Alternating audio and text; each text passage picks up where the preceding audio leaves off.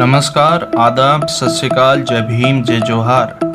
आपका स्वागत है हमारे चैनल न्यूज़ डिक्शनरी में। पहली बात तो अपराध किसी ने किया और फंसा किसी को गया, क्योंकि दलित यहाँ कमज़ोर है, इसलिए दलित सबके लिए मोहरा है कि उसकी हत्या कर दो या उसको फांसी पे चढ़ा दो, कोई बात नहीं करेगा। ऐसा नहीं है, अब समय बदल रहा है। मैं तो चाहता हूँ ये घटनाएं हो ही ना, लेकिन मुझे अपने लोगों की लाशों पे दुख व्यतीत करने, अपने परिवारों के आंसू पूछने आना पड़ता है, क्योंकि उत्तर प्रदेश में जो सरकार है वो पूर्ण रूप से निकम्मी, झूठी, गूंगी और बहरी सरकार है। उसे निर्दोष व्यक्ति को उठा के ले जाया गया। 25 लाख का मामला है, यहाँ तो 50-50 हज़ार करोड़ लेके लोग फरार हो गए हैं, उनको आज तक पुलिस नहीं पकड़ेगी। 40 लोगों को अरेस्ट किया गया। आप देखिए, 12 महिलाएं हैं। क्या महिलाएं अब चोरी करने लगी हैं? वो महिला इसलिए क्योंकि वो दलित वर्ग से आती है, इसलिए महिलाओं को रखा गया। उसकी 30 दिन की बेटी है, उसकी अरुण की, वो जच्चा है, उसकी घरवाली को पकड़ के ले जाएगा, उसको पीटा गया, उसके चेहरे पे निशान है। और मुझे कहना पड़ रहा है, लेकिन मीडिया को तो बताना पड़ेगा। दुख है मुझे इस बात का, शर्म है कि हमारी बहनों को नंगा करके पीटा गया। ये उत्तर प्रदेश में कानून व्यवस्था है। जिन्होंने अपराध किया है वो बच जाएं, इसलिए उसकी हत्या कर दी गई, क्योंकि वो 12 साल से वहाँ काम करने लगा था। अगर वो चोर होता तो पहले भी ऐसी घटना करता। उसके खिलाफ कोई ऐसा मामला नहीं है। उसके 3 बच्चे हैं। मैं पूछना चाहता हूँ, क्या दलित टैक्स नहीं देते, या उनका क्या सस्ता है यहाँ जो 10 लाख रुपए मुआवजा? और वो भी मुझे पता है, वो SC/ST एक्ट का कंपनसेशन का जो पैसा वो होगा। अभी सरकार ने कुछ नहीं दिया है। सरकार मजाक कर रही है। एक दलित की हत्या हुई है। अगर गाय की, पशु की किसी हत्या होती तो शायद सरकार सचेत हो जाती। हम सरकार को सचेत करते हैं, हमारी जान इतनी सस्ती नहीं है।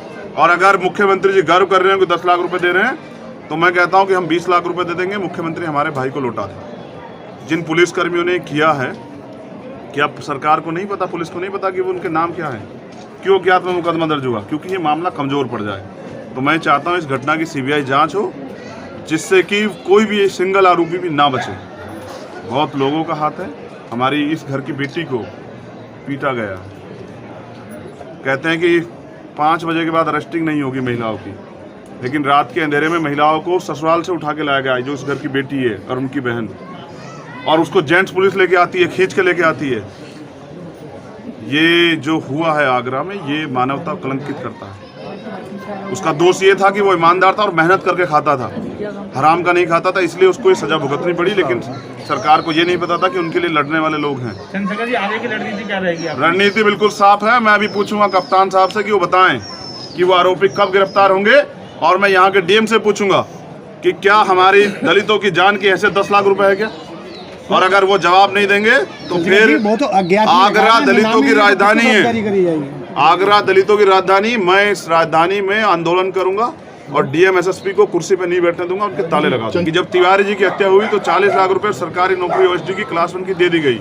जब मनीष गुप्ता जी की हत्या हुई, दुखद है, वो भी नहीं होना चाहिए था, उनके परिवार से कोई व्यक्ति गया, उनको 40 लाख रुपए और OSD की नौकरी मिल गई। मुझे उनके लिए भी दुख है कि ये रक्षक जो है भक्षक हो गए हैं। पुलिस नहीं, गुंडे हैं।